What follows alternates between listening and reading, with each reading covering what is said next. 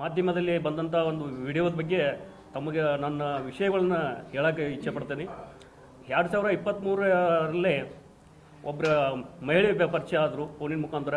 ಅವರು ಇಲ್ಲ ನನಗೆ ಒಂದು ವಾರದಲ್ಲಿ ಒಂದು 50,000 ರೂಪಾಯಿ ಹಣ ಕೊಡಿ, ನನಗೆ ನನ್ನ ಮಗುವಿನ ಹಾರ್ಟ್ ಆಪರೇಷನ್ ಇದೆ, ನನಗೆ ಹೆಲ್ಪ್ ಮಾಡಿ ಸರ್, ನಿಮಗೆ ನಾನು ವಾಪಸ್ ಕೊಡ್ತೀನಿ ಅಂತೇಳಿ ಅಂಗಲ್ ಹಾಚಿದಾಗ ನಾನು ದುಡ್ಡನ್ನು ವ್ಯವಸ್ಥೆ ಮಾಡಿ SDM ಕಡೆ ಬನ್ನಿ ಅಂತ, ಎಲ್ಲಿ ಬರ್ಬೇಕಂತ ಕೇಳಿದಾಗ SDM ಹಾಸ್ಪಿಟ್ಲ್ ಕಡೆ ಬನ್ನಿ ಅಂತ ಹೇಳಿದರು. ಆ ಮುಖಾಂತರ ನಾನು SDM ಹಾಸ್ಪಿಟ್ಲಿಗೆ ಹೋದೆ. ನಾನು ಮತ್ತು ನಮ್ಮ ಕಾರು ಚಾಲಕ ಇಬ್ಬರು ಇದ್ದೀವಿ. ಹೋದ ತಕ್ಷಣ ಇಲ್ಲ SDM ಕಡೆ ಬೇಡ, ಆಚೆ ಕಡೆ ಬಾಜು ಪೆಟ್ರೋಲ್ ಪಂಪ್ ಇದೆ ಅಲ್ಲಿ ಬನ್ನಿ ಅಂತಂದರು. ಅಲ್ಲಿ ಹೋದ ಟೈಮ್ದಲ್ಲಿ ನಮ್ಮ ಡ್ರೈವರ್ನ ತಳ್ಳಿ ಹೋಗೋದು. ಆಮೇಲೆ 2 ರಿಕ್ಷಾ ಮತ್ತು 2 ಸ್ಕೂಟಿಗಳು ಬಂದವು. 2 ರಿಕ್ಷಾ 2 ಸ್ಕೂಟಿಗಳು ಬಂದು ನನ್ನ ಏಕದಮ್ ಅಟ್ಯಾಕ್ ಮಾಡಿದರು. ಅಟ್ಯಾಕ್ ಮಾಡಿ ನನ್ನ ಕಾರ್ನಲ್ಲೇ ನನ್ನನ್ನು ಹಾಕ್ಕೊಂಡು ತೊಗೊಂಡು ಕಿಡ್ನಾಪ್ ಮಾಡ್ಕೊಂಡು ಹೋಯ್ದರು. ಉಣಕಲ್ ಕೆರೆ ಕಡೆ ಒಂದು ರೋಡ್ ಐತಿ, ಆ ರೋಡಿಗೆ ಹೋಗಿ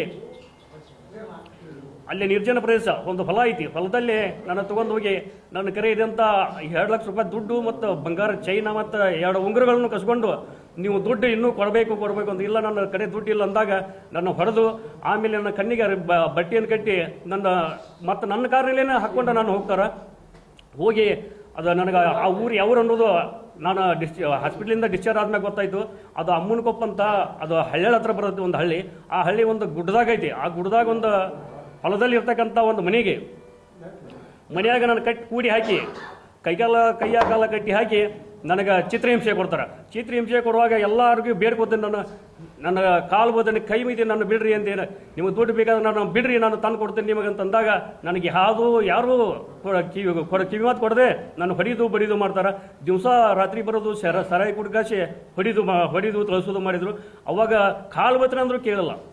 ಆಮ್ಯಾಗ ಈ ವಿಷಯ ನಾವು ಹೊರಗೆ ಇಲ್ಲಿಂದ ಹೋದ್ನಿ ಅಂದ್ರೆ ನಿಮ್ಮ ಪರಿಸ್ಥಿತಿ ಗಂಭೀರ ಆಗ್ತೈತೆ, ನಾನೊಬ್ಬ ಸಾಮಾಜಿಕ ಹೋರಾಟಗಾರ ಅದೀನಿ ನೋಡಂದಾಗ ಅವರು ಸುಜಾತ ಅಂತ ಹೆಣ್ಮಕ್ಳಿದ್ರು, ಅವ್ರು ಹೇಳಿದ್ರು, ನನಗೆ ಬೆದರಿಕೆ ಕೊಟ್ಟರು. ಮತ್ತು ನಾನು ಒದ್ದು ನಾನು BJP ಕಾರ್ಯಕರ್ತ ಇದ್ದೀನಿ, ನನ್ನ ನಿಮ್ಮಲ್ಲಿ ಅವ್ರು ವೇಸ್ಟಂಗಿನ ಅದಾರ, ಇವ್ರದಾರ, ನಿನ್ನ ಒಟ್ಟು ಜೀವಂತನ ಬಿಡೋಲ್ಲ, ಈ ವಿಷಯ ನೀವು ಪಬ್ಲಿಕ್ ಮಾಡಿದ್ರಿ ಅಂತ ಧಮಕಿ ಕೊಟ್ಟರು. ಆದರೂ ಬಿಡಲಿಲ್ಲ. ಅದರಂತೆ 2 ದಿನಗಳ ಕಾಲ ಮತ್ತು ಮಾರನೇ ದಿವಸ ನನ್ನ ಹಳ್ಯಾಳದಿಂದ ಮತ್ತೆ ಎಸ್ಕೇಪ್ ಮಾಡಿದ್ರು. ಅಲ್ಲಿಂದ ತೊಗೊಂಡು ಹೋಗಿ ಯಲ್ಲಾಪುರ ಹತ್ರ ಒಂದು ಘಾಟ್ನಲ್ಲಿ ಇಟ್ಟರು. ಮತ್ತೆ ಯಲ್ಲಾಪುರದಿಂದ ಮತ್ತೆ ಮಾರನೇ ದಿವಸ ದಾಂಡೇಲಿ ಹೋದರು. ದಾಂಡೇಲಿಯಲ್ಲಿ ನಮ್ಮ ಕಾರ್ ತರಬಿದಾಗ ಅಲ್ಲಿ ಒಂದು ಪೊಲೀಸ್ ಜೀಪ್ ಬರ್ತದೆ. ಪೊಲೀಸ್ ಜೀಪ್ ಬಂದ ತಕ್ಷಣ ನನ್ನ ಮತ್ತೆ ಅಲ್ಲಿಂದ ಎಸ್ಕೇಪ್ ಮಾಡಿ ದೂರ ತೊಗೊಂಡು ಹೋಗ್ತಾರೆ.